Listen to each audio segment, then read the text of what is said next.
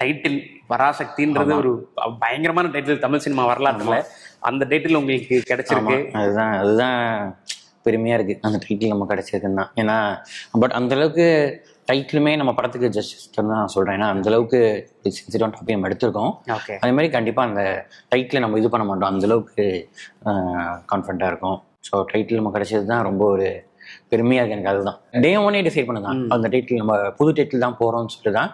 But நம்ம first யோசிச்சது அதுதான். அதுக்கான ப்ராசஸ் எடுத்தோம். டைட்டில் வாங்குற யூனிவர்சிட்டியில் ஒரு 6 months ப்ராசஸ் இருந்துச்சு. ஓகே, ஏவிஎம்லாம் கேட்டு வாங்கி அது ஒரு அவங்களும் ரொம்ப கொடுத்தோம். ரொம்ப thanks. Super. Okay, Basil Joseph Sri Lanka ஷெடியூல்ல இருக்காரு அப்படின்றது வந்து இப்போ சோஷியல் மீடியா ஃபுல்லா வந்துட்டு இருக்கு. அவர் மாஸ்க் போட்டிருக்க போட்டோ. ஸோ அது உங்க சைட்ல இருந்து வந்துச்சுன்னா அது கொஞ்சம் கன்ஃபார்ம்டா இருக்கும். ஒரு முக்கியமான ரோல் ஒன்று பண்றாரு. ஓகே, ஸோ அந்த மாதிரி எங்களுக்கு தெரியாம வேற என்னென்ன நிறைய கேரக்டர் இருக்காங்க, இன்னும் நாங்கள் சொல்ல, இது லீக் ஆயிடுச்சு. ஓகே, கூடிய சீக்கிரம். பட் படம் எப்போ எக்ஸ்பெக்ட் பண்ணலாம்? என்ன மாதிரி என்ன எவ்வளோ பேலன்ஸ் இருக்கு? உங்களுக்கு ரிலீஸ் பிளான் பண்றோம். ஓகே, அதை நோக்கி வேலை செய்யறோம். சிவான் எவ்வளோ ஹாப்பி?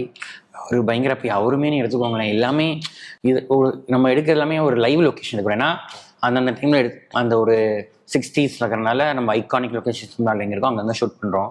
ஸோ எல்லாமே லைவ் லொக்கேஷன். பட் இருந்தாலுமே அங்கே ரொம்ப க்ரௌடில் மேனேஜ் பண்ணி அவர் போய் எல்லாத்தையும் பார்த்து ஃபேன்ஸை மீட் பண்ணி ரொம்ப எக்ஸாம்பிள் ஒரு நாளைக்கு மதுரையில் ஷூட் பண்ணோம், ஒரு நாள் காரைக்குடி, அப்படியே சிதம்பரம்.